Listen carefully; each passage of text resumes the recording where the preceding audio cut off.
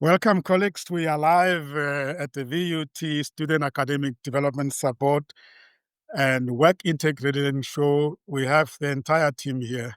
My name is Sam Zimmer here at Commerza TV Network, our video streaming platform. We are bringing our monthly show. This is the first edition of 2025. We thought that we should bring the whole team to share with you the background around and the context in terms of the unit. I'm joined by Rapula Mudivan, who's going to be co-anchoring the show with me. And our colleague Divesh Motilal should be joining us anytime from now. And of course, we're waiting for Ndade Edwin Mavelane. This is a chilled conversation in a hotla way around the fire, no stress, no pressure. We want the viewers and the listeners to be introduced to the unit at Valley University of Technology. As if that is not enough, in the coming series, we will be hosting each one of them to drill deeper into the portfolios that they are responsible for at the VUT. We have learned from the last years that we perhaps need to induct our viewers and our listeners about the work that this team is doing. We have introduced Dr. Mlezane last year, and that is Simon Mshala and Edwin Mavelane. Now we are ready to introduce to you the entire team. This is a team effort. This is a team project, as we want to call it that way. And today is just the kickoff. Thank you so much. And that Rapula, do you want to say hi to the viewers? And then I'm going to give the context to the show. Yeah, let me greet the entourage from VUT. You're welcome back to 2025. We're looking forward to have a nice conversation and make sure that our viewers and our audience are enjoying this program because it comes once a month. My name is Rapula Mudibani. I'm Managing Director of the Tlalefile Holding Group. I'm a coach and also a facilitator, also the mentor for micro, small, medium entrepreneurs. That's why you're going to find me, especially in the line of entrepreneurs. But on the stage, we're going to have what they call let's have fun to educate others and then inform others. Sam, back to you. Thank you. Thank you. Thank you so much. The colleagues from VUT, you're going to have your moment to introduce yourself when we start engaging with you around the portfolios. But I want to give the context to this monthly show that is taking place at this platform the last Wednesday of every month. This show's aim is to contribute to the development, growth, and sustainability of programs that constitute the student development support and work integrated learning at the Valley University of Technology. We hope to practically contribute to the growing expertise, methods, skills, personal, social competencies that are necessary for us to do our work. So, as I indicated, the show takes place on the last Wednesday of every month, with the exception of the month of December and January. The target audience is the internal colleagues within the university. And then, of course, externally, we have the industry partners, we have the CETAs, and of course, the students themselves. And without forgetting their parents and whoever is funding their learning at the university. Once the students join to study at the university, it is our interest to encourage them to join the Work Integrated Learning project of the university. And you'll hear that from the colleagues themselves. What are the objectives? Definitely sharing of information about this initiative and the programs in the unit, ensuring that the students are very well prepared from the understanding point of view.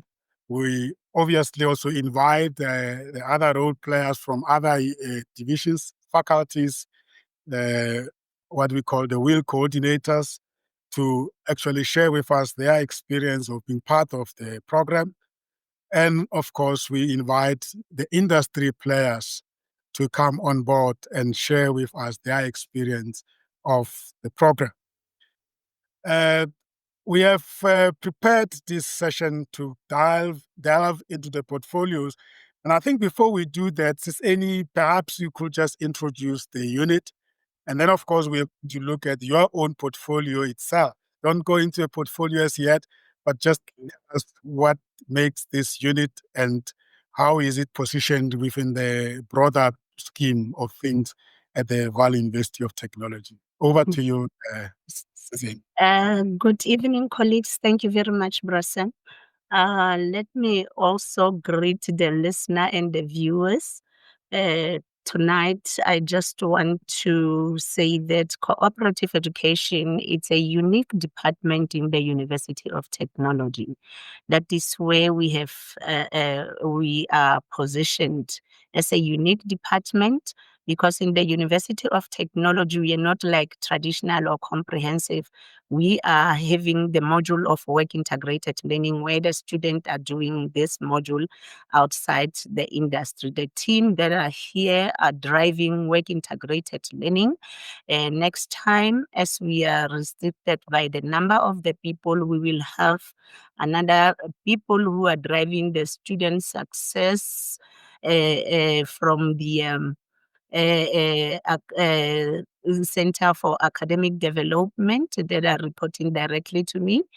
And then that is where we are positioned, Brasem. We are positioned as a unique department. There's no UOT that doesn't have this department, cooperative education, because our mission is to drive the work integrated learning and student success. Wonderful, wonderful.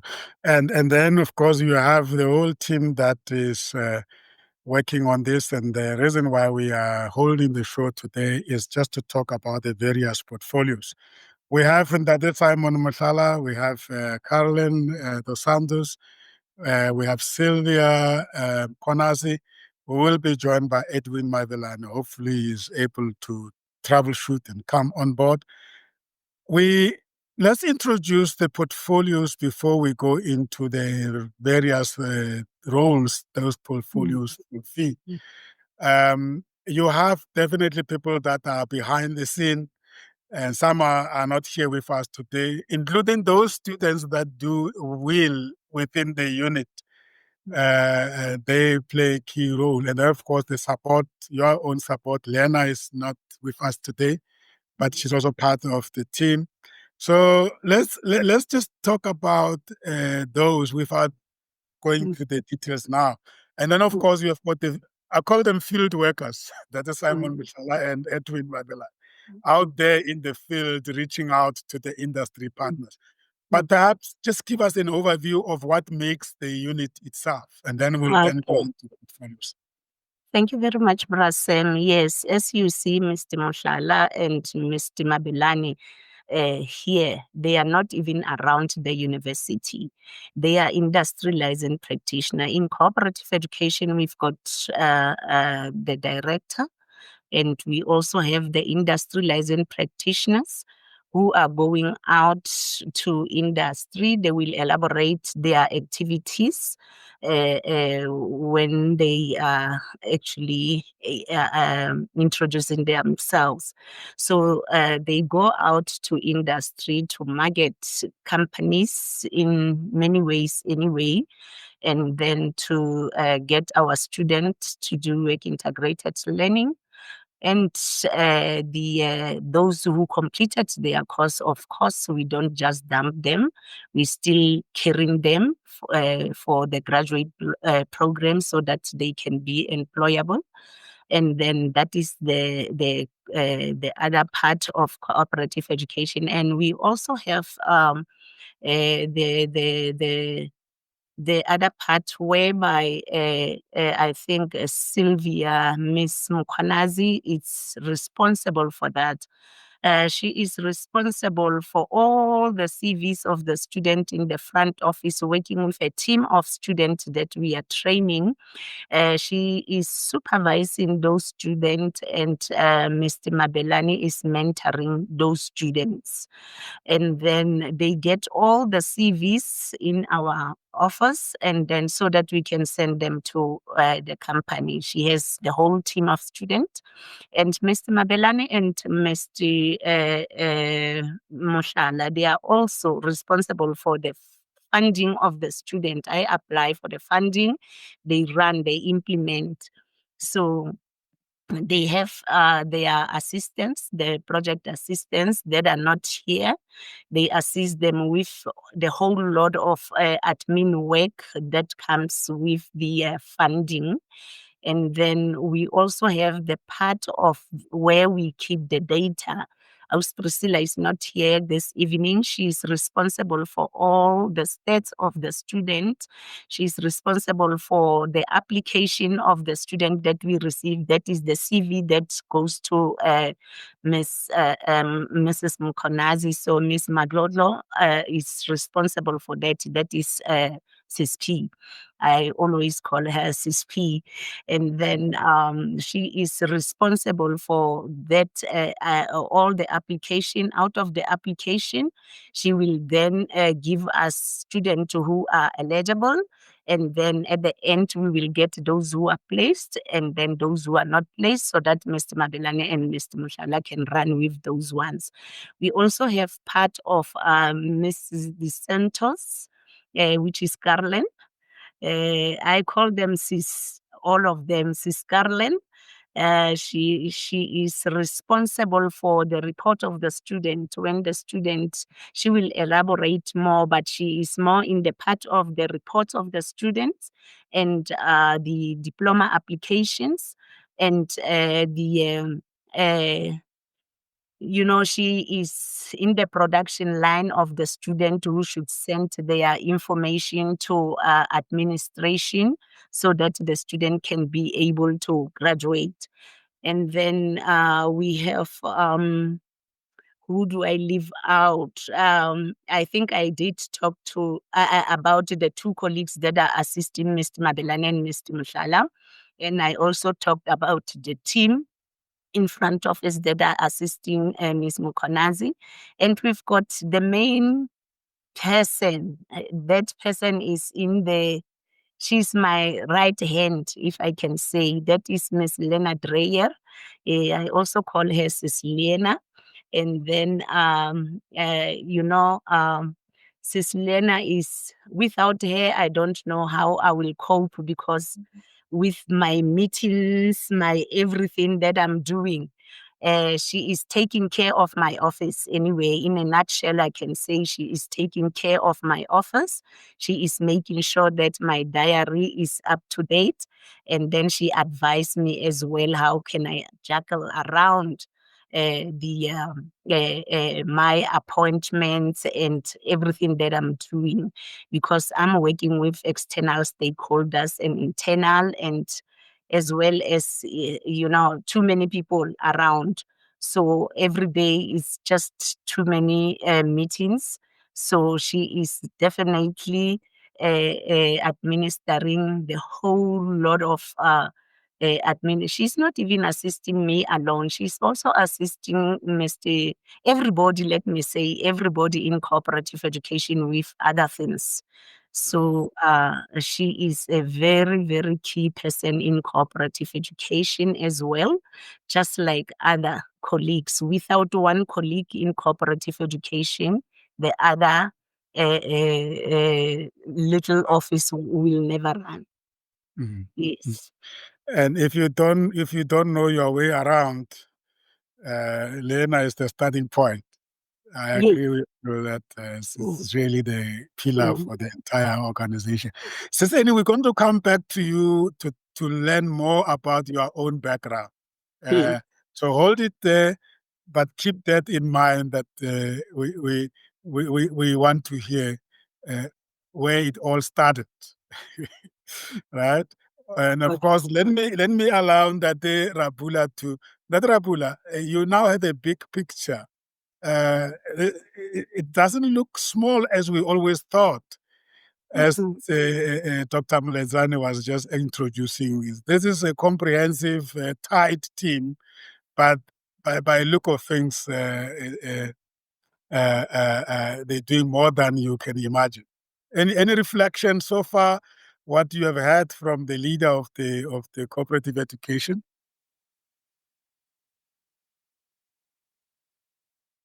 Dadera Pula, you are on mute. Oh, gosh, sorry, my apology. What I've heard from Dr. Mletsane, it's very simple of saying, her unit actually plays critical role to the students. And a critical portion of it, it may not be the 1,000 students of VUT, but that small portion make massive difference to the students who are, one section is on academic and one section is back at work, hands-on experience. And now when the student finish or complete that duration, that student is ready. Can do anything else you can never think of, because there is sort of a transition between theory and practical at the same time. Don't have to wait for 3 years or 4 years or 4 years. You need to go back to the working environment. You've forgotten what you've learned in the first year, but when you keep on practicing smartness, it makes your life much more easier. There's something else which actually I'm of the view that maybe all the institutions should have a similar program, especially where the practical exposure could be afforded to the student. That's what I'm learning. Maybe my interpretation might be incorrect. Well, we're going to come back to drill exactly on that, because you're touching on the actual purpose of this division. So don't forget those pointers. Once we have introduced all the portfolio holders, at the end of the day, it's about what brings this team together, which is what you've just touched on. Let's welcome Dade Mhlala. And Dade Mhlala, just introduce yourself in terms of the background and the portfolio that you are holding, and then we'll drill down later. Good evening, Mr. Ziman. Good evening to the viewers. I'm in the role industrializing, it's myself and Mr. Edwin. We are just the troopers. We are the street kids. We are on the ground. We are the ones going out to the companies to ensure that we forge those relations with the companies for placing our students, and also ensuring that we place them at the right companies that can offer them great quality exposure in the field of studies that they are pursuing with us at the university. And also, as Dr. Mletsane mentioned, we implement the projects that we are running within the department, which mainly would be from external funders, assisting our students on their journey of work integrated learning with stipends and maybe some tools or anything of that sort. Even with companies, projects that we are doing with them, we are the ones that are in the forefront to ensure that we facilitate documentation and admin that is involved in such partnerships, ensuring that the Office of the Director has all the documentation, all documentation is up to date, and we implement all that is needed. So that's mainly what we do in the department, and also building the relations with the students, structures within the university, so that we can reach out to our students at large, and also know where they're coming from, try to build relations with the companies where these students are coming from, to avoid situations when you have a student placed in Sentinel and is from Limpopo, and the stipend received is very little. So there's other factors that we look into also during the process of placing these students. So that's mainly the role that we are playing in this work integrated learning project. Thank you. And you have been doing this role, playing this role, UN and Mabelane. How has this role grown and evolved over years? If you look 5 years, 10 years back, and where you are now, what has been the growth so far? When you look at that, mainly when we joined in the department, roughly I could say about 11 years ago, which Ntate Edwin was even more in that role than I was in. Mainly then it was more placing the students for the practical exposure, but then it evolved to an extent that now even consider other social issues that we need to address so that we do not have a situation where we just place students and nothing happens after.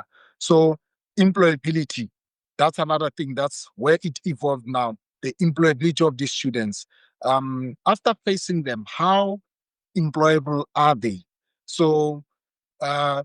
Mabilane surely will introduce another project that we're busy with, which is mainly the one that is also driving, ensuring that we prepare these students for the industry in terms of soft skills, understanding the expectations of the industry from the students, also just simple things like teamwork and so forth. So there's a formal project that we do at the university that focuses on their employability.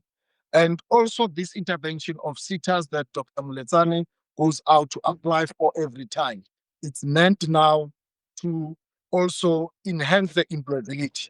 This gives the students a platform where they can show off their capabilities to potential employers for them, so that in future, if they are really having the skills that the companies require, they are employed. So it is evolved from just placing students to obtain qualification to placing the students, ensuring their employability, also ensuring that we place them at companies that would offer them the good quality exposure needed. And furthermore, now we even do due diligence in terms of these students or the partners that we're working with. Are they really ready to host our students? How ready are they? And to what extent are the students to benefit in such an environment? And also considering the factors that we are having a nation that is so imbalanced economically. So as we deal with these students, we consider those factors to say, let's cover them and include them. Those that are excluded maybe by economic reasons, we include them in the system, we enhance that employability, and in future we have our alumni that can recognize and relate well with the university.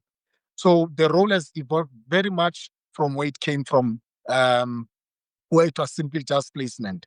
So there's much that is happening around that. I think looking at it into the future, we'll be having psychologists maybe dealing with these students, because currently that's what we may be not doing, in a sense of understanding where the mental state of these students is, or the way things are going, we might be going in that direction, because the same division, which is the department, it's a division within the department that Dr. Muletsane is leading, which is dealing with academic advising. When these students are struggling academically, we have somebody there to take them through those things. So looking at this placement part also, I foresee it also going there, where we'll be now dealing with other factors that affect the students in the workplace while doing their training. We'll definitely come back there. There's quite a lot to learn from the portfolio at large. Dr. Muletsane spoke about the engine room and the people behind the scene that makes you guys shine out there. And I will be wrong not to give Cullen. Cullen, you are you there? I want you to just introduce yourself and also pick up the point that we touched on when we were getting ready for this show, record management. I can imagine if Natem Salah and Edwin Mabelane are out there, and the dependence that they have on the record and the data that you guys behind the scenes are taking care of.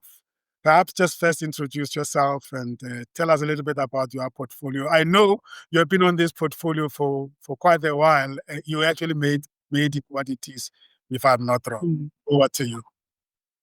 Good evening to everyone, and thank you, Mr. Tsima.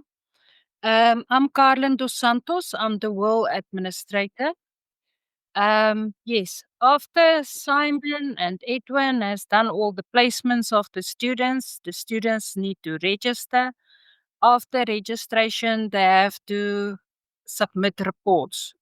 So the reports are submitted to the WIL coordinators, but also to me, so I can keep record. I open a file for each and every student. I capture the reports as we receive it. I capture it on the student's profile, the date and what report was received. Then I make sure that the reports get delivered to the WIL coordinators. Now, after COVID, they started to email the reports. So they evaluate the reports and then they have to send me the mark sheets from the reports of the students, which I have to capture again on the student's profile and I have to send it to the registrar's office for capturing on the student's academic record. Then we also get queries from the students, so I have to give feedback to students about their reports. If it was declined, then they have to redo the reports, resubmit the reports. They have to come and collect the reports if they have submitted hard copies. The ones with email, the all coordinators for the via email and they correct it and send it straight to the WIL coordinator. And then at the end, when they're done with all their reports, they have to apply for the diploma. So the diploma application also come and that whole report of the student must be attached to that application that goes to the exam office or first to the HOD for approval. And from there, it goes back to the exam office. And that is our throughput when that students leave.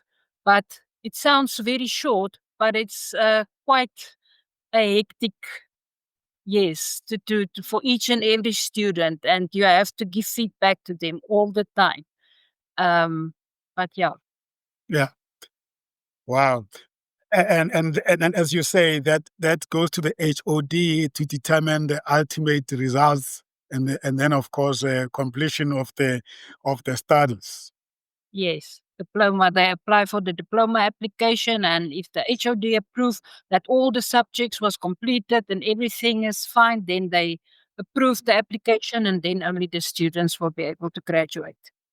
Mm.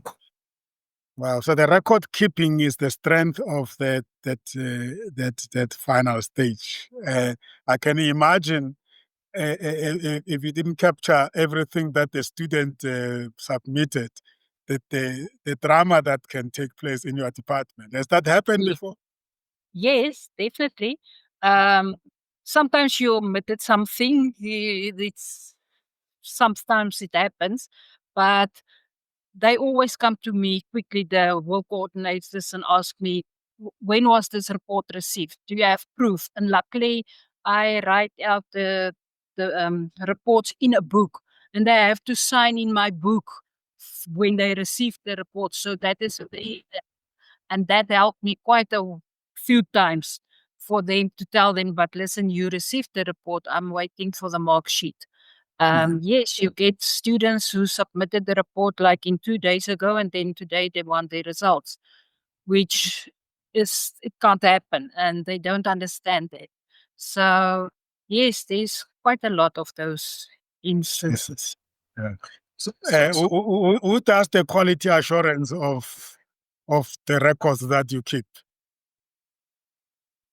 It's the WIL coordinators, and then I also give reports to the director of all the registrations done and all the reports received and diploma applications and all those things.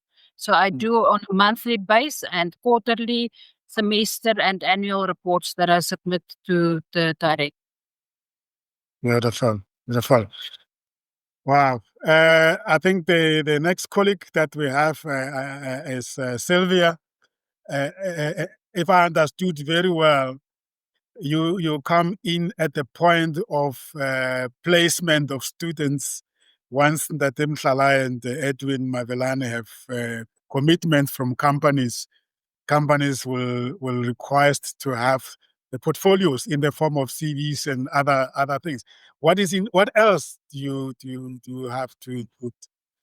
And of course, introduce yourself as well, Sylvia.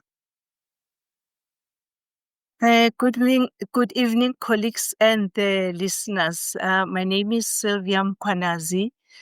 I am the Information Coordinator at Cooperative Education. The main aim of the office, we keep the CVs for the student for placement. When students are on their senior phase, we encourage them to register on our systems called Williams. On that system, they can change their status at any time, anywhere. For them to register on Williams, we provide the link. With the link, there is information guiding them how to register.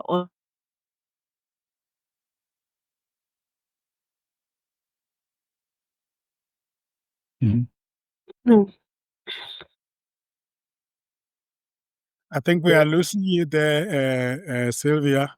Perhaps Sylvia can They are switch off. recently certified.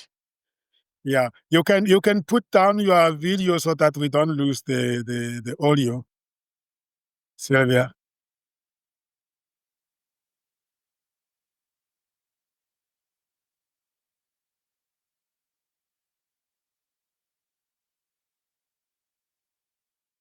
Yeah, we're losing you there. I think if you put your video off, yeah, then much better. We lost it. We lost you there. If you can repeat yourself, it would be great.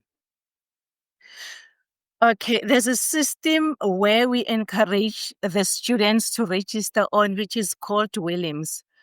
And then when registering on Williams, all the documents must be certified, recently certified.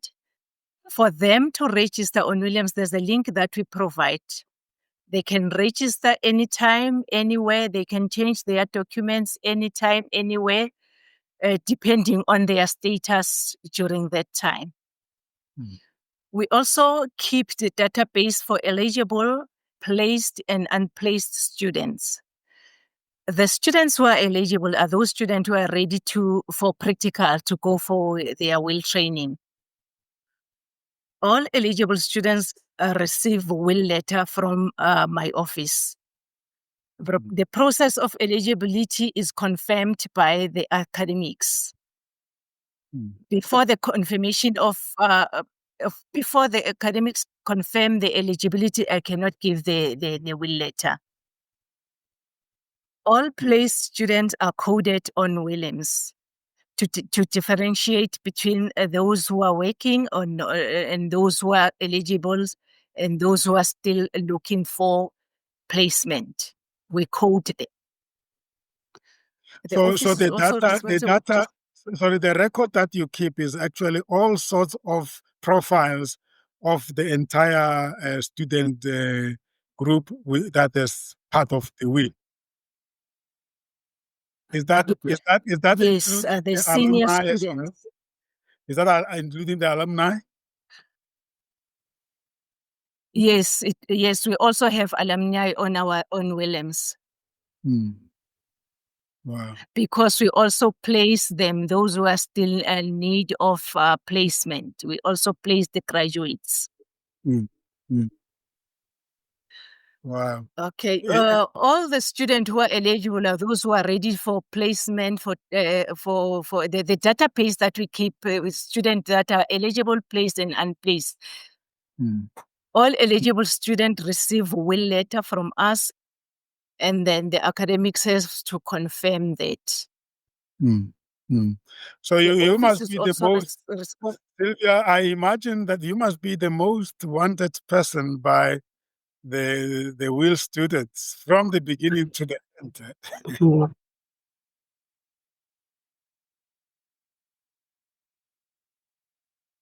Yes, I think because they know that our office is responsible of keeping their documents, and there's information that they need, what documents they need to upload on the system. They also come to our office. Wow.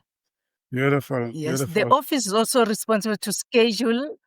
We're also responsible to schedule company presentations and also schedule interviews on the campus. Mm. In the past, we had managed to coordinate successful interviews with well-known big companies. During the presentation by companies, there are a lot of activities that take place, including the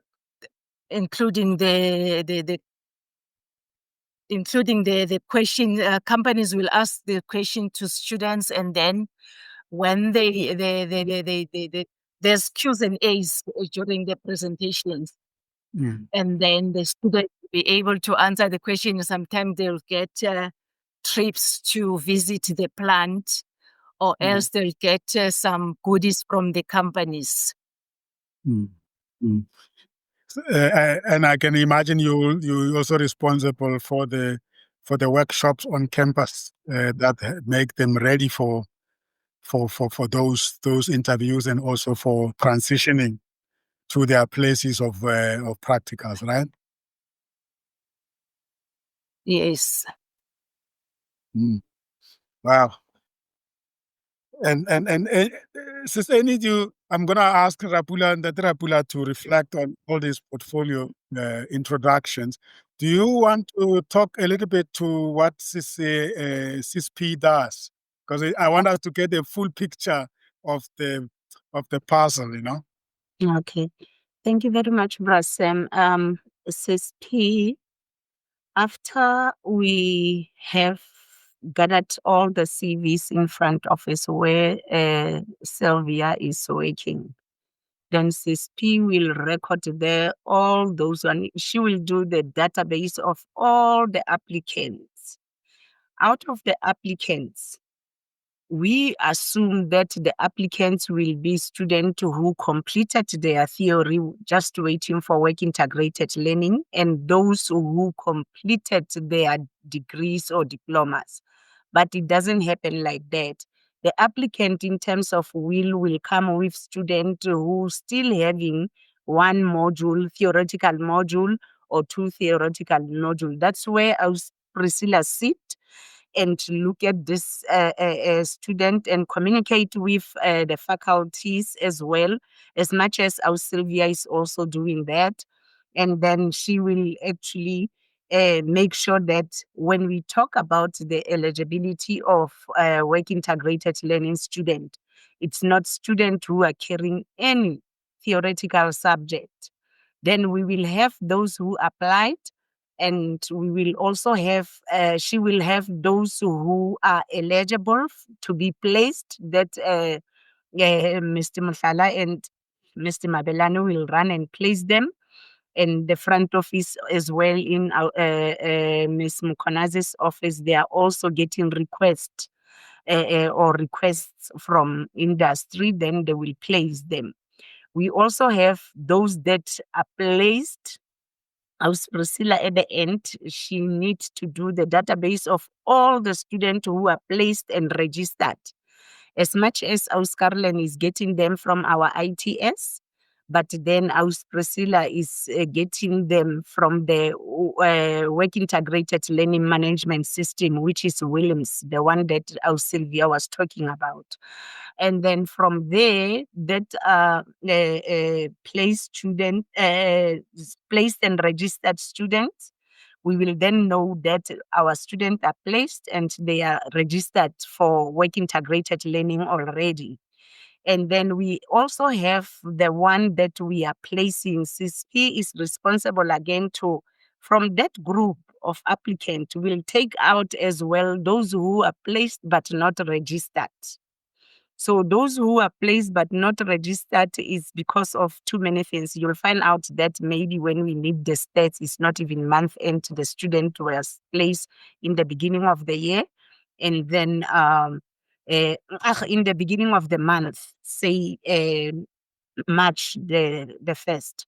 And at the same time, the student is not registered for work integrated learning in the middle, maybe, or towards the end of March, and we need to provide the stats. So we group them as placed but not registered. Then up until they register, then they will be part of those who registered. We also have a group of those students from the applicants that Priscilla is extracting from the applicants to say that these are the students who registered, but these students were not qualifying to go out for work integrated learning. Therefore, we go back to the faculty to say that we've got these students and then they are not actually eligible for WHEEL. And you will find out that maybe the faculty thought the student is eligible for WHEEL because they will write an exam or they wrote an exam. But then if they fail, we don't know immediately if the student did not pass the module. So the faculty will then assist us. Then we will get the student in the drawing board again. And then we'll encourage the students to bring their new CVs. That's where our Priscilla feature. Every time when I report in the FMC meetings, she will then give me the data of a particular faculty so that I can present it in the faculty.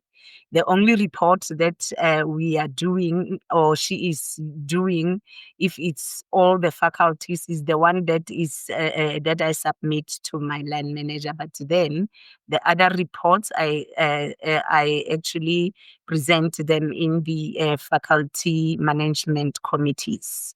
That's where she is actually featuring. And if the student again did not send, there are documents that the CV should come with when they register in the system. Some of the students, they don't upload all the documents that are needed. Then she will then contact the student and say, I see that you have actually put your CV or upload your CV in the system, but the proof of ID document is not there. So then the student will send it, then it will be part of the package of the student. Then our Sylvia will then be able to send the CV out to industry with the rest of the documents. Yes.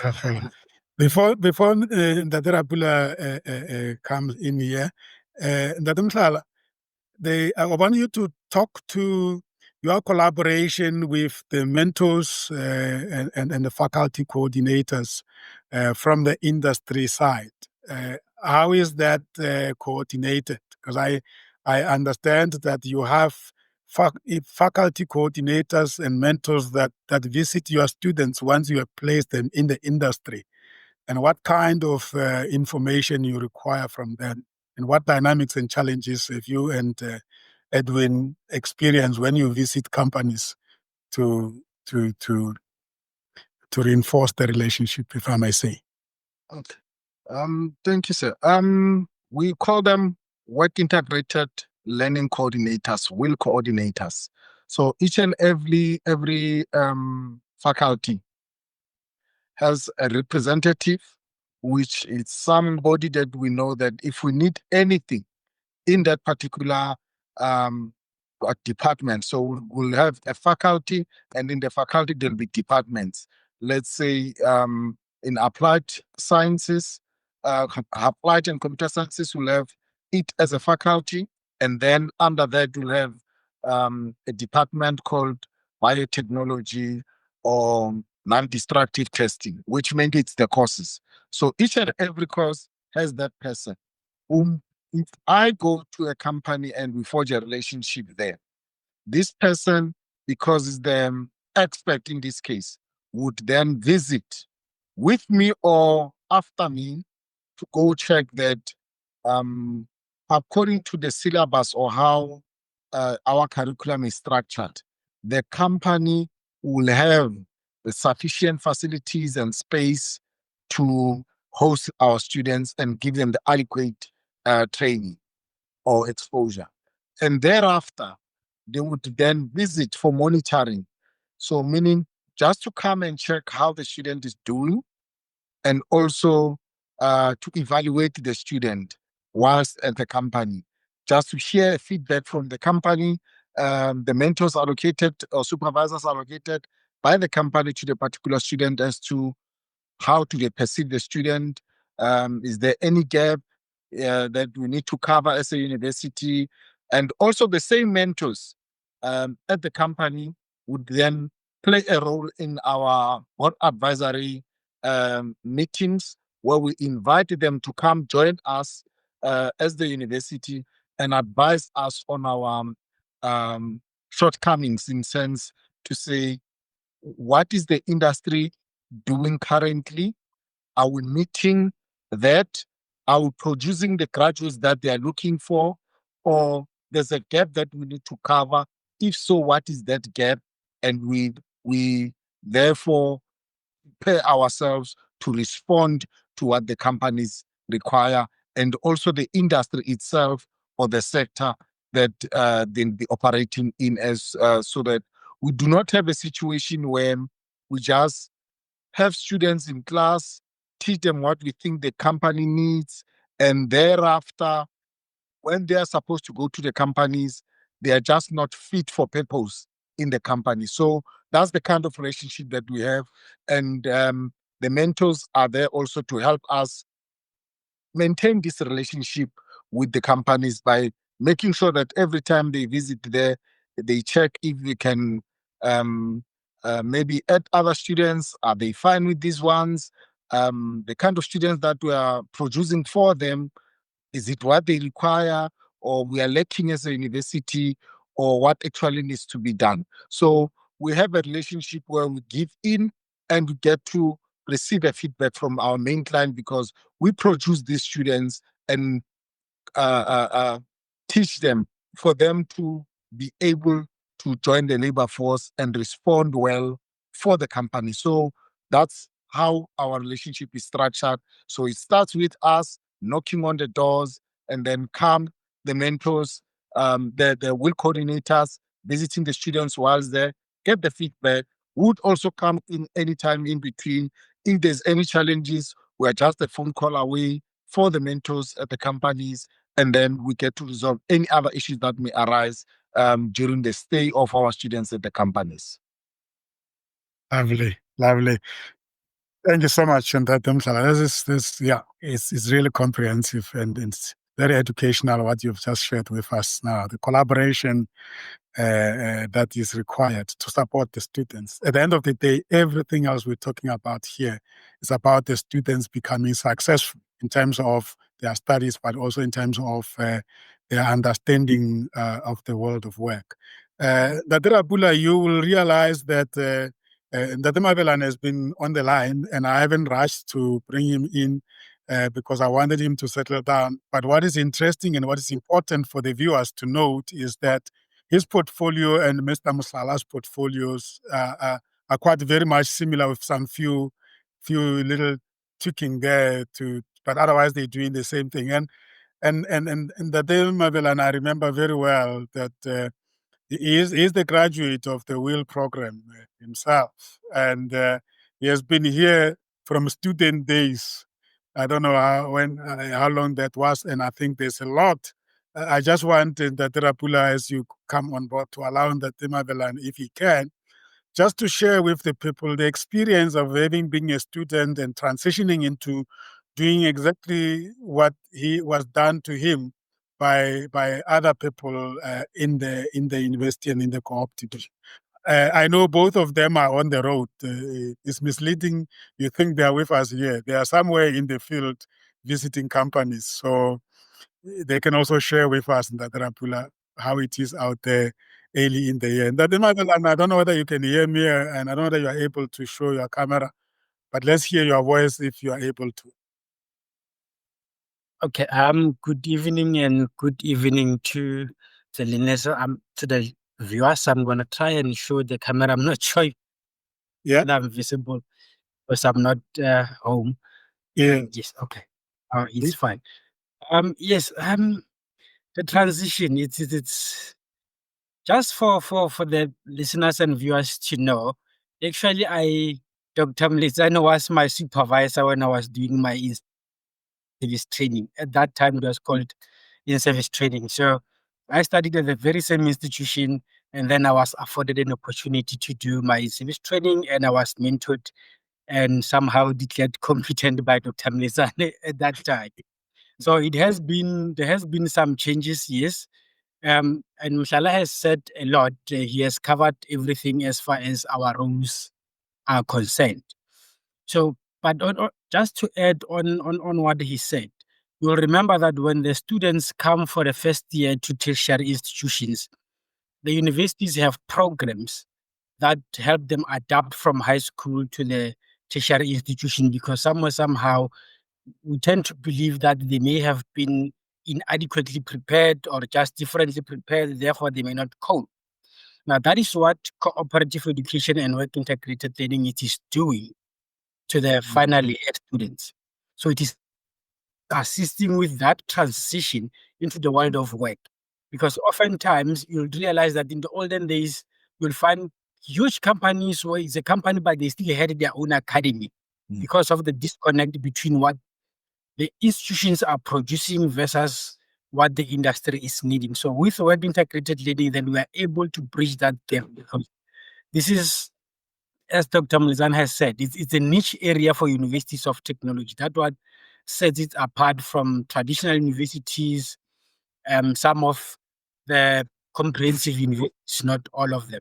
So the work integrated learning is, and what has changed again to the Decima and the viewers, in the olden days, I think the numbers have increased. The numbers of students that needs placement, that has drastically shifted, because I think even if we were to look in some of the white papers you are from the government itself, the higher education qualification sub framework, somewhere in page 11, it puts the responsibility of placing those students entirely on the institution. So it's like the institution is no longer helping, but it is mandated to say, if you have admitted these students, you need to take them out there.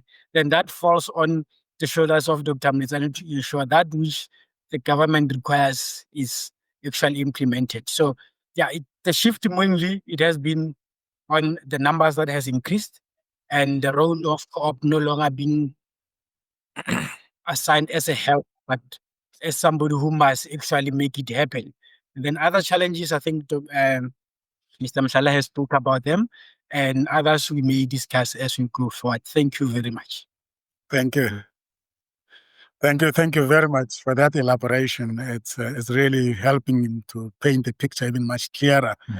Ndate Rapula, if you are somebody in the industry listening to what we are listening now from the will perspective, what stand out in your mind that the industry should actually take note of? But of course, let me allow you also to reflect before maybe you answer my question. Yeah, Sam, let me reflect first, because I look at this unit as a part of the value chain. You know, value chain, you've got intake of students, processing of the students, and output of those students. So what I'm looking at this moment is my interpretation of the whole thing is that this is a value chain. And in the value chain, when you start it, it's going to have some gaps. But as you start growing up now, you start filling the gaps very effectively. As an employer, I'll look at this as, now I've got a choice to who do I recruit, because I'm training those students at the basic, at entry level before they can even go into the market. That I can choose Edwin from the onset. So Edwin might be a very bright student, or might be a bright output from this program. So upfront, please make sure that Edwin comes to my business all the time to make sure that I choose upfront. So in a nutshell, you reduce recruitment costs for me as an employer, because all those things are done by the institution itself. There's one area which I look at it as from external perspective, I'm a little bit weird in terms of say why the industry hasn't taken this to the front line of saying, here is the recruitment agency, and they do it as early as possible. Rather than for me to put cost on recruitment, the university is placing cost on themselves. Maybe I should donate to the university part and parcel of my recruitment costs and put it back to the university. Prepare for me, a new employee coming to our business. That's why I look at the entire value chains. But there are areas which, as we continue on talking, a person can try to explore them in terms of saying, for example, if I go to Carlene, where she mentioned the student submitted reports, and at the back of my mind, this report could be a portfolio of evidence. So the terminology might be different, but it's identical in terms of what you do in that space. And in that value chain, each and every value chain will have a portfolio of evidence. Hence, the reports will keep on coming out. And as the data which you manufacture, bring out the output of it. This is so far, which I can sort of look at. So this is a value chain. I would say the value chain is perfect, but the output of it should be perfect. Yeah. That's, I might be wrong, Dr. Mletsani, in this space. Beautiful. I think, yes, Dr. Mletsani. I just wanted to say, and Dr. Rapula, you are right on the spot. Definitely, because cooperative education as an umbrella term that is covering work integrated learning all activities. We talk about partnership in cooperative education, and is the partnership between the student, the university, and industry. So then, meaning that all of us, we've got responsibilities that we have towards one another. We also have roles to play to each other as a triangle. Like student, industry, and university. You are spot on that we are actually assisting industry to go out and advertise. They save a lot from us, because when the student is doing work integrated learning, if the company wants that student, they keep the student, they put the student in a graduate program. After the graduate program, they absorb that student. But it depends as well on the willingness of the student or hardworking of the student. Some of the students, they don't show that, but most of the students, when they do work integrated learning, they really impress industry. Hence, they get employable. Hence, we are saying we want to reduce the unemployment rate of South Africa by activities of cooperative education and student support service jointly. We are definitely doing that. So you are quite correct that we are doing a great job, and industry as well, they are doing a great job, because without them, we are nothing. If we are having this module of work integrated learning and there is no company that wants to take these students, then we must know that we are not going to have a throughput rate. The university will stuck with students who completed their theory, but not the work integrated learning. Vice versa, the student will also, they also need industry, because of them to attain their qualification, they need to do that module. If they don't do that module, when you place them and they keep on actually going out from the program, at the end, they will have that theory that will expire at any time, because it does when curriculum changes. So then they will keep that, but they won't graduate. They won't have the certificate in their hand. So we need each other in that Absolutely. triangle. Absolutely, and that's why I think for me, this conversation today is demonstrating exactly that. That if you lose certain elements of the entire value chain, you could actually affect the ultimate product or the outcome. And I think that is, for me, is fundamental. Yes, you have painted the structure and the portfolios, but I'm sure there are programs and interventions that bind all this. And then at the end of the day, maybe let me also put it in the form of a question to say, when we say we are successful, it is when we have achieved what? Maybe let's use 2024 as an example, to be specific and reflect on all our portfolios. This is not a performance review, but it's just to share with the viewers, as Simon Mutlala, as Sylvia, as Colin, as Edwin. Who else am I leaving out? Everybody else. When we say we are successful, and we are not talking to anybody else but ourselves, we're sitting as a team, we are reflecting, is when we have achieved what. And if we use 2024, maybe one example so that people can understand what drives you to wake up in the morning to want to be doing what you are doing, because it can't just be about the salary. There must be something strong that drives you to want to be part of this. And when that is there, that's a success for you. Should we start with you again, Datemhla? Well, you know, just knowing that you've given somebody a platform to thrive on, that on its own just gives us that energy. And that's where also, when you look at the role that CSP is playing, Ms. Madlono, where she comes with the statistics. We want to know how many students did we have for this year. Out of all those students, how many did we manage to place? How many are still left behind?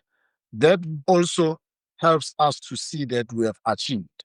When we see much students in terms of percentages being placed and are doing their training somewhere at the company, roughly, or what we normally strive for, to ensure that we place them at a company that may take them beyond the term of their work integrated learning.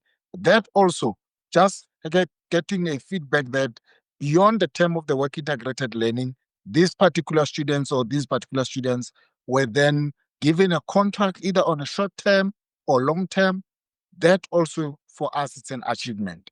So again, it's when we get funders that help our students receive a stipend during their period of work integrated learning from the SETAs mostly. That on its own also, for us, it's an achievement to say at least we've enhanced that work integrated learning for students that come from disadvantaged background, seem to be seamless or easier for them to do without much other challenges, but to focus on what they need to do at work and so forth. So that, to us, it's an achievement. And like now, dispersing those funds to the direct beneficiaries, and knowing that it's going to a good cause and all of them are receiving those grants or stipends that we've received from the SETAs, it is an achievement. So that's mostly what keeps me going, and I believe so it is to my colleagues. Maybe they can add also some of those aspects that makes us gauge ourselves or see ourselves as having achieved something. And then how was it in 2024? And Datemhla, just in 2024, in terms of our rates, I remember, I think Dr. Mletsane can give the statistics there, but I know we did well. I think, if I'm not mistaken, we're at around 80% of our students that needed placement at the time were placed. So, but I stand to be corrected on that. And also in terms of funding, I think Dr. Mletsane can also state there, but if I remember, we've got almost about nine or so SETAs that we are currently administering. And if you look at the amounts, we're talking roughly, I'm not sure, a tune of plus minus maybe 40 million, but I think Dr. Mletsane would know the stats on that. So just looking at that amount of money also, you can think of the beneficiaries of those projects, to say it went to a good cause. And also, we have students that were absorbed by companies where we've placed them before. Some are on long-term contracts, and like now, where Mr. Mabdilane is visiting some of our students that were in the biomedical technology field, and there was money that was outstanding due to them. And we're just making sure that these people are still there. The money that is to be paid to them is paid to the relevant people. And sad to also state that from my side of visits, we picked up 2 of our students, unfortunately, have passed on, and there was still something due to them, But the good side of it is there are some that currently are working in the most of our public hospitals, doing the testings, for people when they come, the DNAs and so forth. So these are students that were with us, and now we know where they are. These are alumni, and for us making an effort to make sure where they are and making sure what is due to them is, meeting them, they're excited, they are happy that the university is making an effort to follow them. And I can tell you now that this exercise, for somebody who's sitting somewhere, might not see it as a fruitful exercise, but I can tell you that in the next coming few years, somebody will testify about these efforts that the department is making, because from just the ones that we've met, their comments to say we never thought, and here we are today. That on its own is an achievement for us. Yeah, I think that's all I can share so far. Thank you. That's So, my Sam, bad. No, I wanted to ask Mr. Mushala a question. Yes. Or maybe a statement to say when you get, I'm going to use research information of saying what the universities are producing and what we need as industry. They are not matching.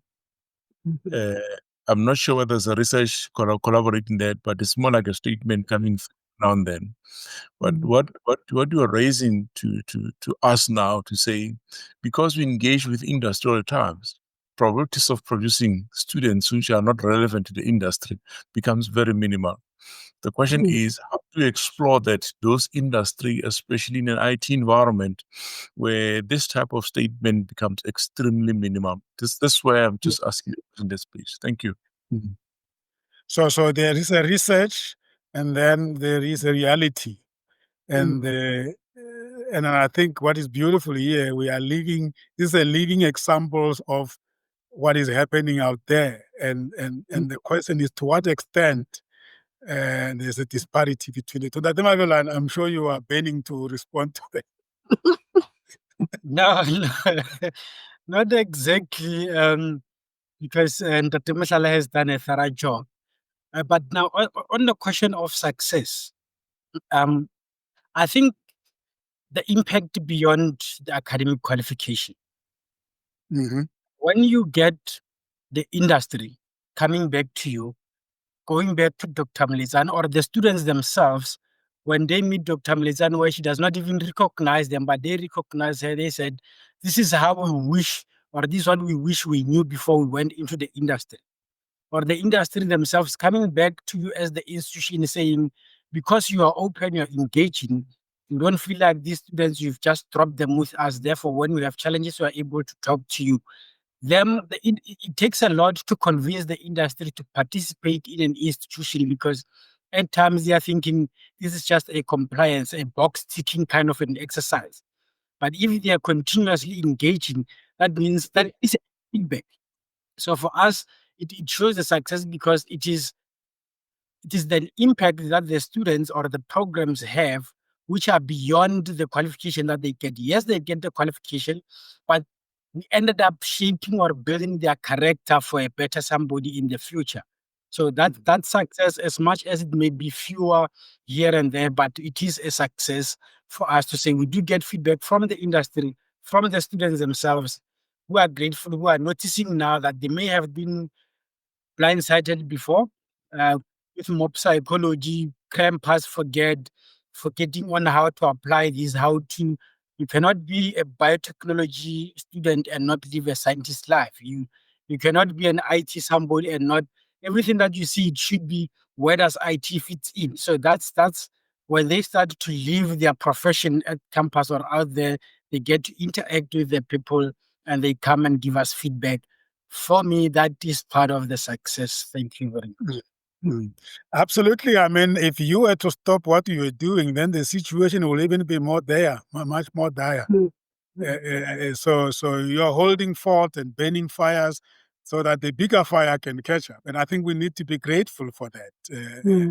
There is still hope there that these graduates, as you have seen through some of our last year that we invited, the amount of impact they are making. And I think these pockets of excellence are necessary. And I can imagine if I'm Cullen, I hope you're still there, when you're invited to come to a graduation at VUT, and graduation is something special where even the stakeholders you don't get to see through the year, you'll see them at graduation, and you count among the graduates there that those that came through you will. I'm sure that is one thing you first look at, and you say, yes, those reports that are pushed through, this is the impact they made. Look at as we are celebrating with the parents. These are our graduates. That's when you start to realize that you are not actually behind the scenes. You are actually in the front in the form of the product that you contribute towards. And that's why I take my hats off for people that don't show on the platform, the front, when we are busy producing talent, that the day of graduation, it must be such a great fulfillment. You don't even want to be on camera. You just want to sit back and say, "That's are my students." Am I talking the language, same language, Carla? Definitely. That is the best feeling when you can see that smile on the student's face, the excitement when they ask for their results and I can give them their results, and when they know they're going to graduate. And then I know it's goodbye. I won't see you soon. But it makes me feel so good to see them happy, because that is what we want. We want the students to be happy and to succeed. Yeah. Will I be right to say, therefore, this kind of work that your colleagues are doing, it's more than the job, it's more than the career, it's a calling. Am I right? Yes, they feel like children. They feel like our children. Yeah. To me, they sometimes I call them children. Yeah, they feel like we must look after them. Yeah. Yeah. Especially if they come back and say, "Thank you so much. Look at me where I am." Yes. I still remember the conversation we had with Mr. Mugiwa and his alumni graduates. I mean, the pride that they took that invite with preparing to come to the show and talking to us, but at the back of their mind, you could tell that they were talking to their peers out there and saying, "Please don't miss this opportunity." So I mean, I'm thinking of the work that Sylvia is doing. That is cumbersome. The tension that the students go through when they've submitted their CVs and they're sitting at home hoping to receive that call, say, "Come to the interview." And if it doesn't happen, you start to looking around and who can I blame? Did Sylvia really submit my CV? Was it well packaged? Or what happened? Sylvia, and there I'm going to ask you to come in and tell us, for how long have you been doing this kind of work and what makes you wake up to continue doing it, knowing very well that you can be blamed for everything? Sylvia? Okay. Actually, I'm new at Fanny Bay Park. I started at Secunda campus, but I'm 25 years at VUT. Wow. I'm from Secunda, but I was working with students. I was placing them. I used to receive CVs from them and send the CVs to the companies. Sometimes it is nice to see the well-informed student, not only academical, because remember these students, they coming from some of them they coming from rural areas. You need to inform them about how to behave during employment when they're doing their will, or else when they are employed. Remember, they don't know anything from high school to university, from university now why, how. So you have to inform them correctly how to behave. It's another world. You have to inform them. Wow, beautiful. And you have been doing it for so long. That speaks to that calling aspect that I'm talking about. And Rapula from mentoring and coaching, he will tell you, you come across so many people that are doing jobs that is not really connected with who they are. So is this any? Uh, I'm sure that must be one of the questions when you are interviewing people. That is, will you really be here 5 years from now? Because this is tough. Yes. Thank you, Brasem. It is indeed tough. But as you are saying, it's a calling. I just want to say in cooperative education and joining our student academic development, it's like they understand my language. They actually do. I always say when you are a leader, you need to lead by example. Then the people that you are leading, they will definitely do exactly. Whether you do a wrong thing or not, because there is something wrong that I'm doing, and then they are doing it now. I see. I don't take lunch. They also don't take lunch, and I never had said to them they mustn't take lunch. We are working very, very hard. We don't even see the lunchtime and whatever. It's definitely a calling to work in cooperative education. Not everybody can work there. Most of the people, they think we work nice. They want to be part of co-op and whatever. When you look at them, you say, you know, they don't know that 1 month is enough. They will just quit. In cooperative education, we actually took ourselves as a family, as a team, as colleagues, as brothers and sisters, regardless of our color of skin, regardless of anything.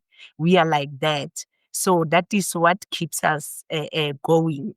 And at the same time, that's what keeps us to achieve.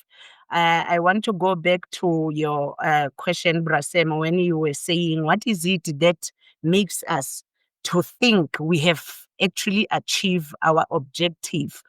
Colleagues has said too many things, but if we come for if we talk about the stats, as Mr. Mushala mentioned that he's not sure about the stats, but he actually see according to our applicants, our eligibility student and the place, you can see that we did a great job.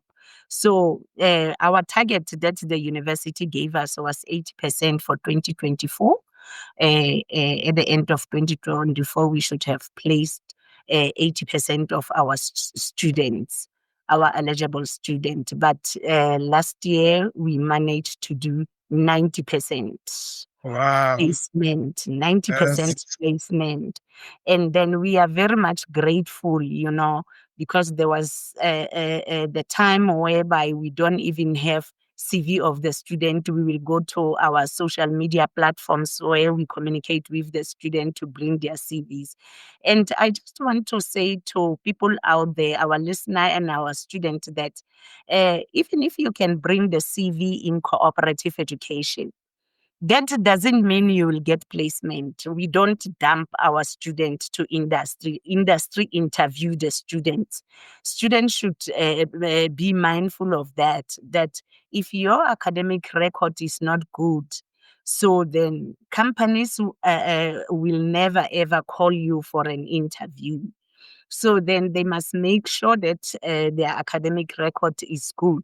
And at the same time, they need to know that there are many factors that are influencing their placement. Not that there is no company, but that it can be their blockage, financially blockage for the university. It's too many things involved, And then back to what Ntate Rapula was saying, that, Ntate Rapula, we were worried. We still have, anyway, a national issue of what we produce and what industry demand. The demand was not really satisfying from quite a long time. And research was revealing that. I'm one of the people that make a research on that, because I was wondering why industry is saying we produce what they don't need, and why there is a gap between what we offer and the demand. Then I made that a little research, and I realized that it's too many things. It's about the skills that our students go or to industry with.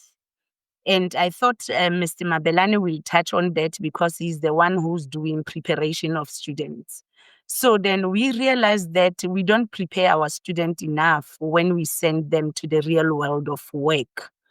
And then at the same time, they lack skills that the university was not even aware that the student can lack those skills. Say, for instance, we say charity begins at home. So if the student comes with the mentality of when maybe they talk, they just say whatever they want with the lecturer or with industry partners and whatever. That is a lacking of some skills, and then we never thought. So in my findings, I realized that it's not even professional skills, because we give our students professional skills in the university. The faculties are doing a great job to make sure that they are professionally prepared, but it's simple soft skills. Simple soft skills that industry is actually crying for, to say that your student, they come unprepared, they don't have soft skills, they think the real world of work is the same as the university life. So then that is the reason why I think I thought Mr. Mabelani will touch on preparation of students, as well as other things that make us to shine, to say we did it. In terms of the student academic development, we've got the tutors that the university get for the students who are lacking, and then particularly in science, maths, and accounting. So we've got that unit that is taking care of such students every year. We've got the unit that is taking care of the mentoring of the students. They take the student, particularly from the first year level up until the student understand the university life. We've got the writing lab whereby our students are assisted with their writings, with everything that they are doing in terms of their academic achievement. We are driving the student success of of our students in Valley University. We also have the academic advising. Once the student is not performing well, they are there for the student to find out what is the reason, how can the student be assisted.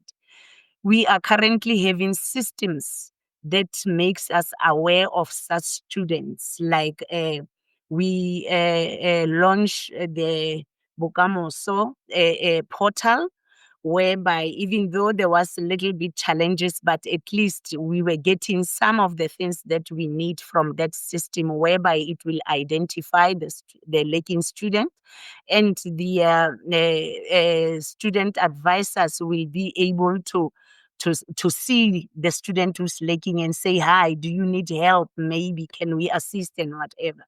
We try our level best in our university to assist the student.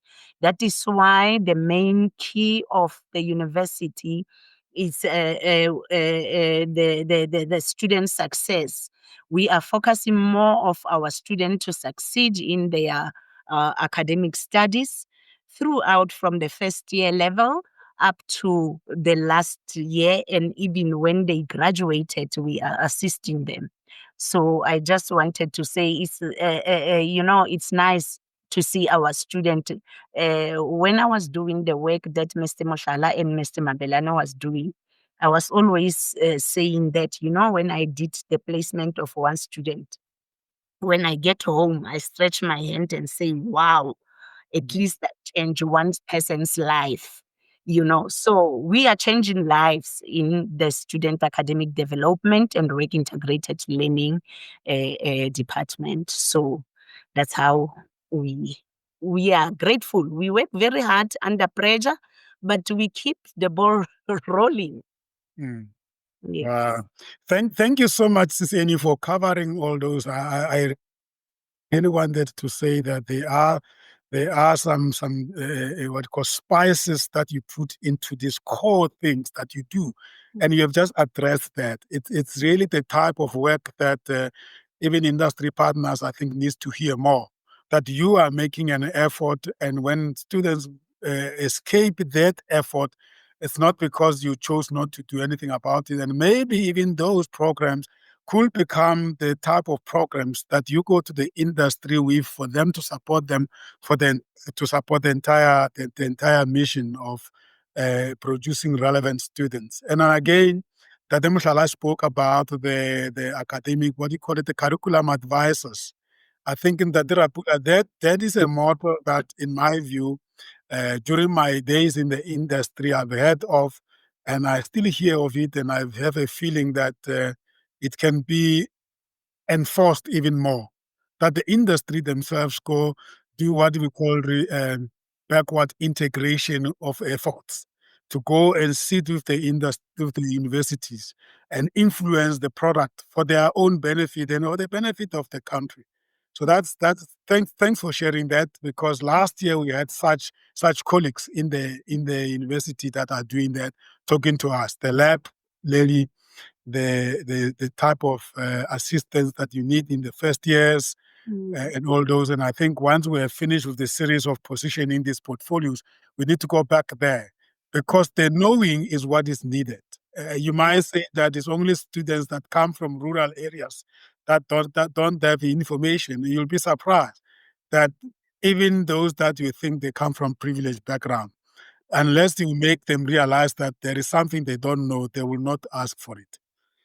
But if we target the industry, employers, the practitioners, the mentors, then I think this is really something that will shift the positioning. Thank you so much. And yeah, so I think I'm looking at time now. We need to be working towards wrapping up.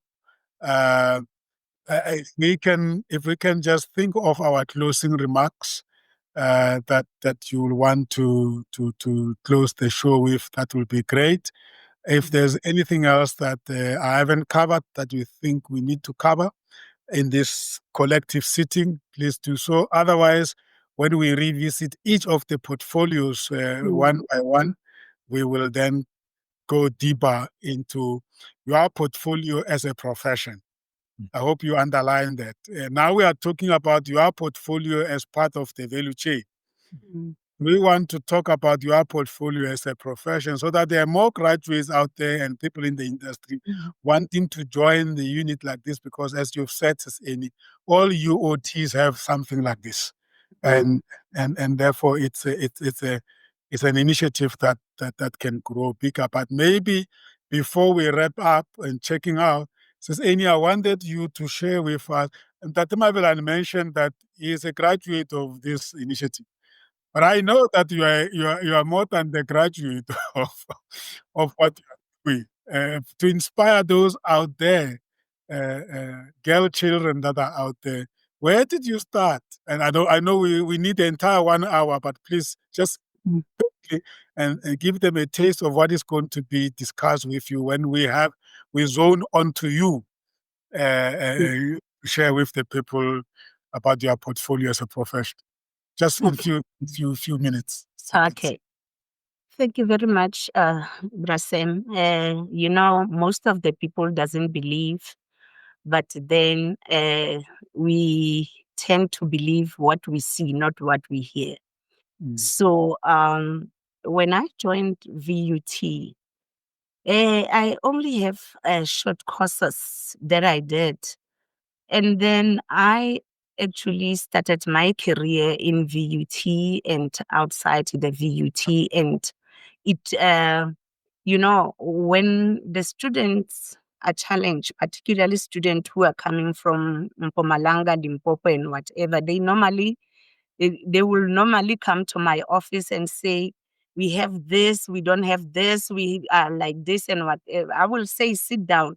Let me actually tell you about myself, not somebody else.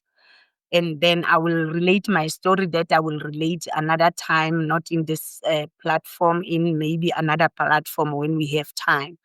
But then starting my career, I was very fortunate because I had husband who was also studying.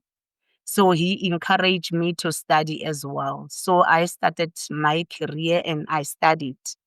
For a person who doesn't have too many friends like myself, my friends, it's, people that I'm working with.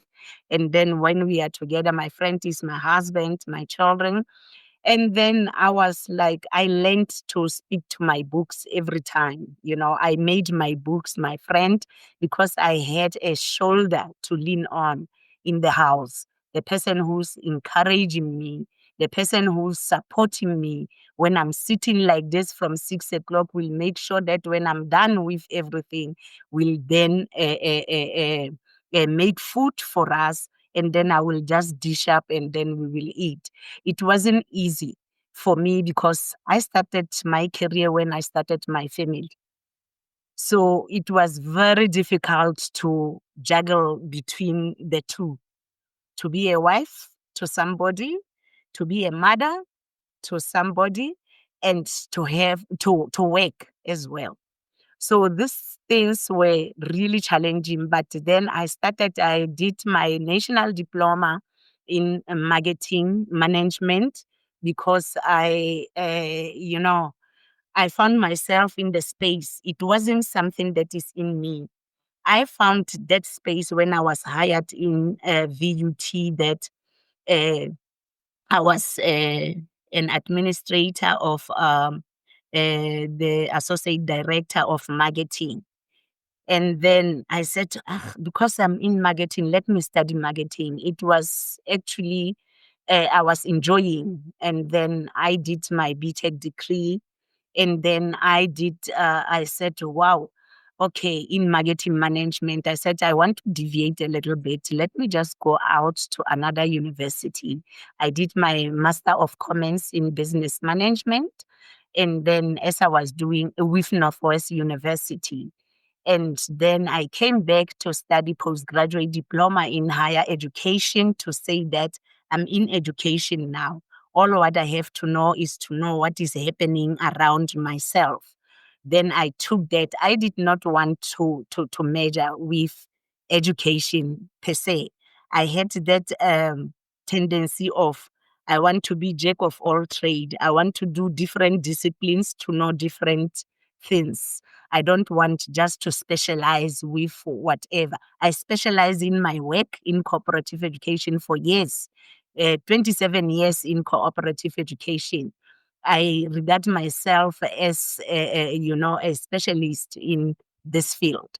So, but when coming to qualification, I then be fortunate when the university started to send the people to teaching advancement universities. We call it DAO fellowship. Then I was actually selected by my line manager. It was four of us from the faculties and myself from cooperative education. And then I was chosen. I was the first person in VUT to be a TAU fellow. Then I acquired the fellowship of TAU. And then I was actually I did my PhD, but I want to tell the girl children that it's not easy, guys, to get married, to have a family, and to work at the same time. When you have the opportunity, make use of it because I did my PhD. I was not supported enough by the university because of my scope of work. Then I actually went out from the program. I came back again and then I was like, not supported by the university that I was doing my PhD, lack of supervisors and whatever. And then I actually canceled the PhD. When I was sitting alone, I said, why should I do injustice to myself? Who wants PhD? Is it the supervisors? Is it my university? Or is myself? Then the answer was, it's you. And then I said, I'm going back. I said, I'm going back to that university because it's next to me. When I'm challenged, I will just run and then I will be sorted. But I pray that I mustn't get the same supervisor that I had previously. Guess what? They gave me the very same person. I said, it's me who wants this. I will continue.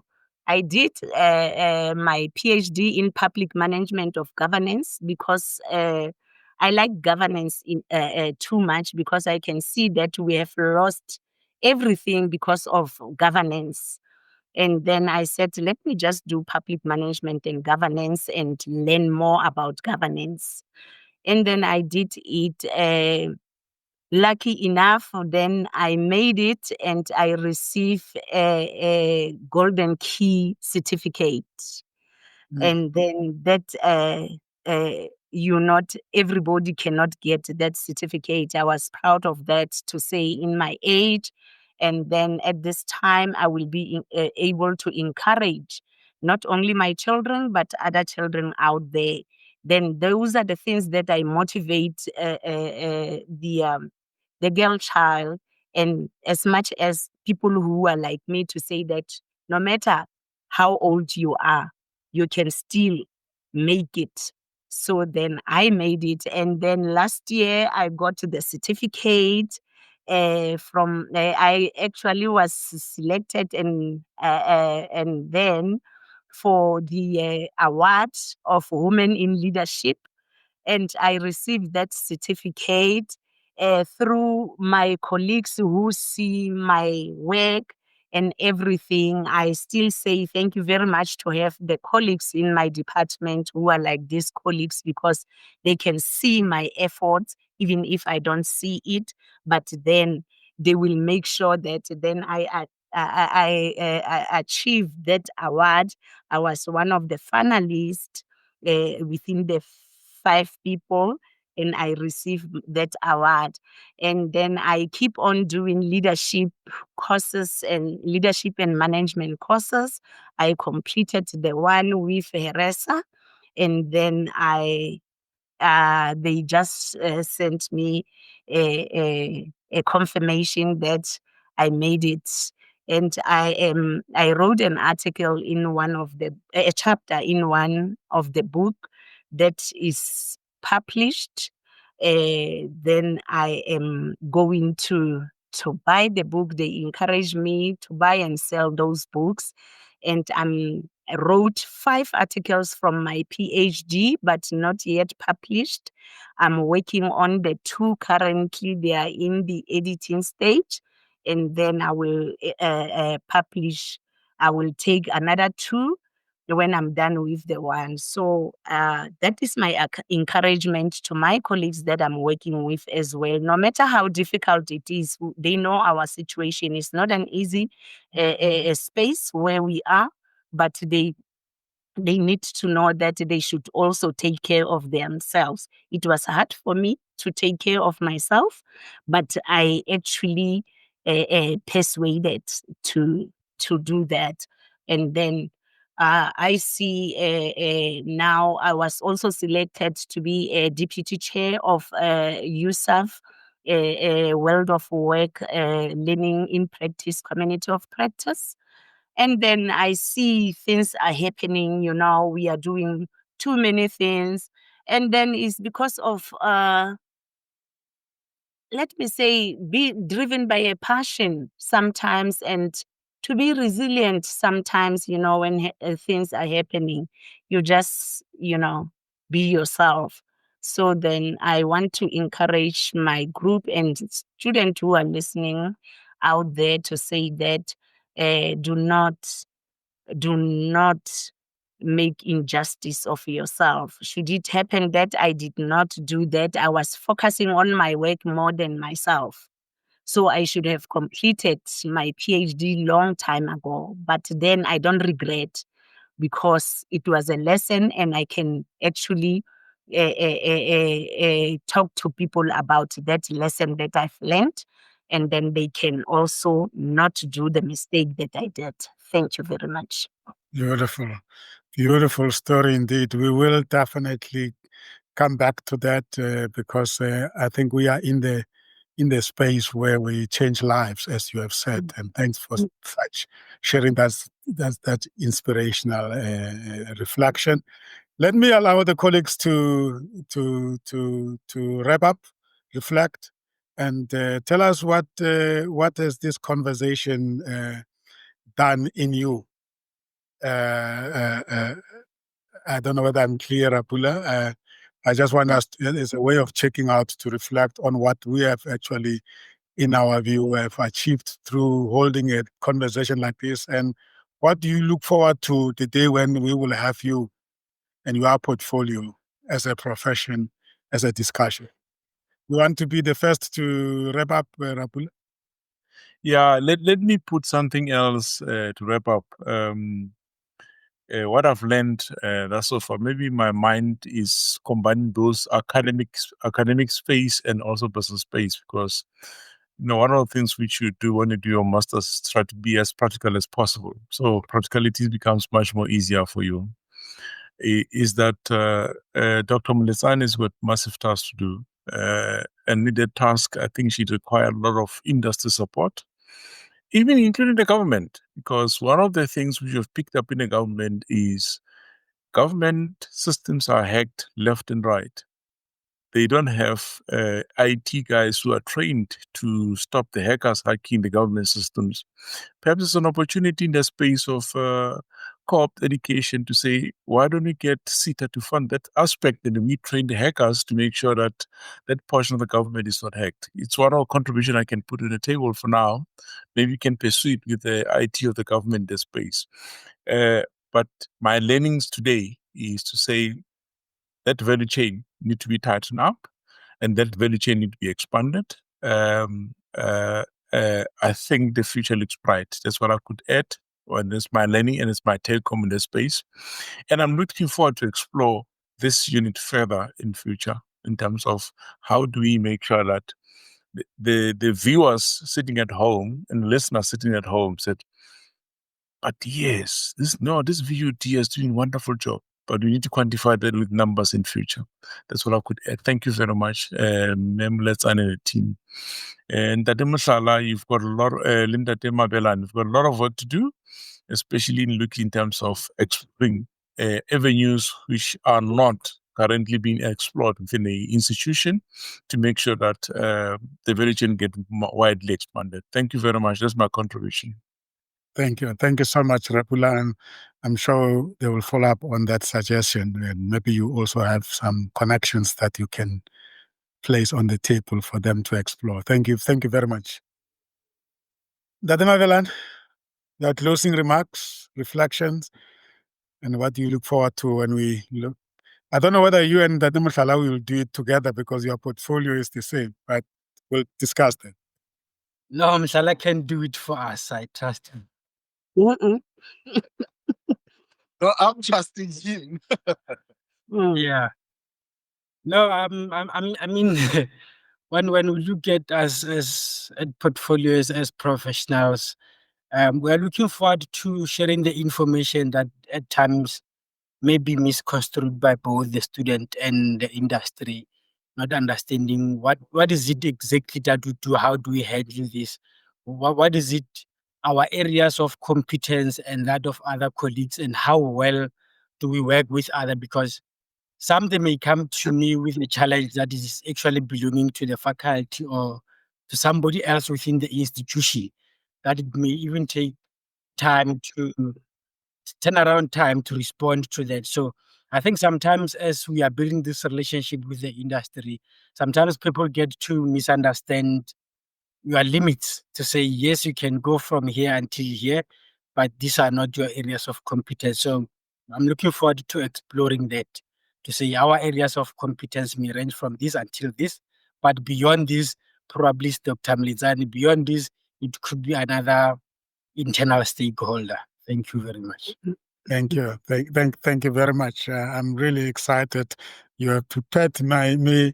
I can't wait to start honing into the portfolios, sharing those experiences for the benefit of those who might want to pursue kind of portfolio profession you follow. Carlin, closing remarks and take away from the conversation today. Yes, I want to say cooperative education is teamwork. It's totally teamwork. If one lacks, then the other can't continue.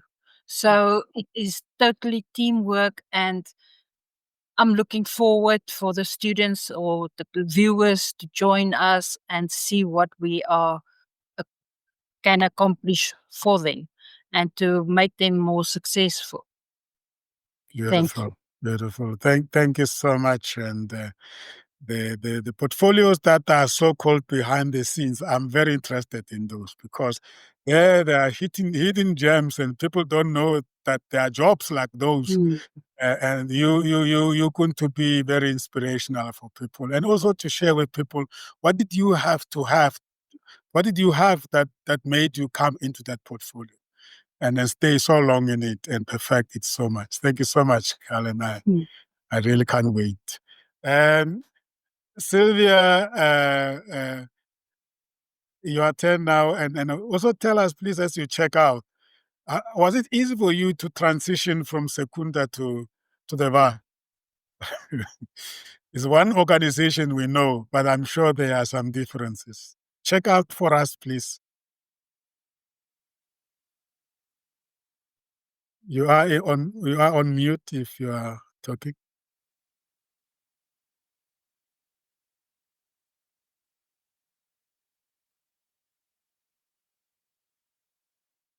Are you there, Sylvia?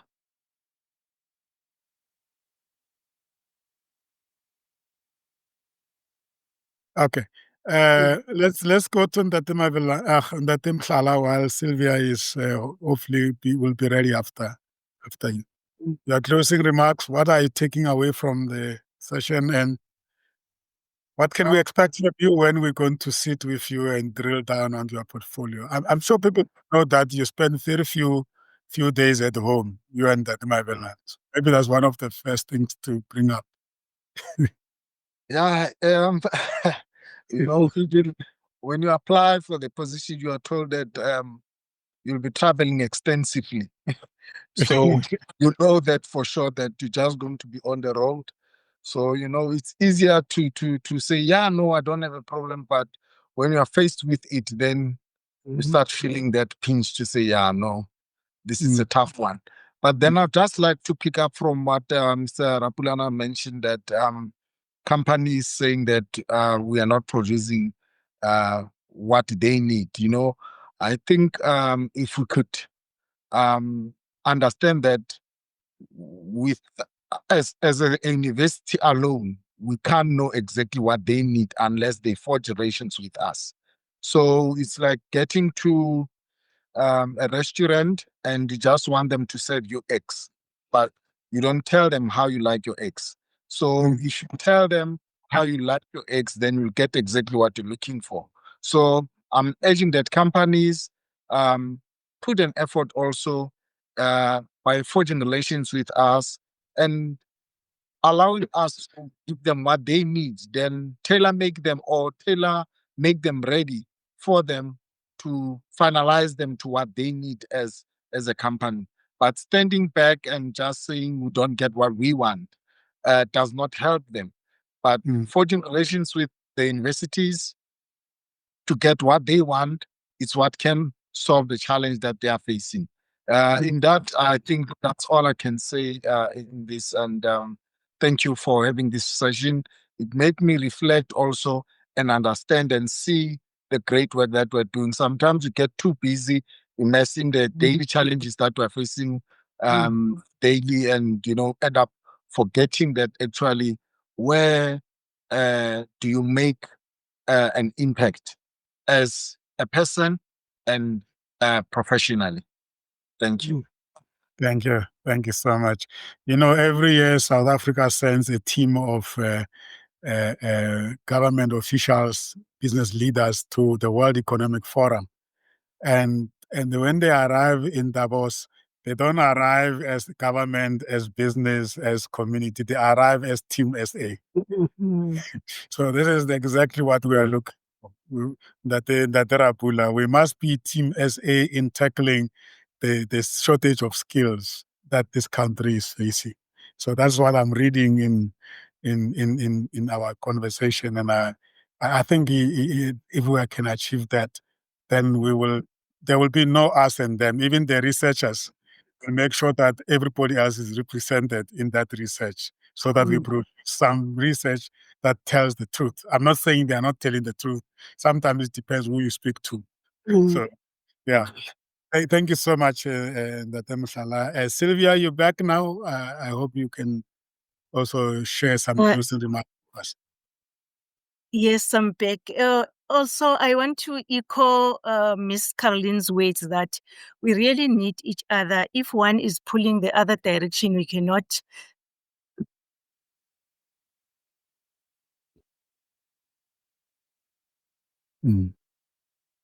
Oh, man, I can see you are battling with your network there, but are you back?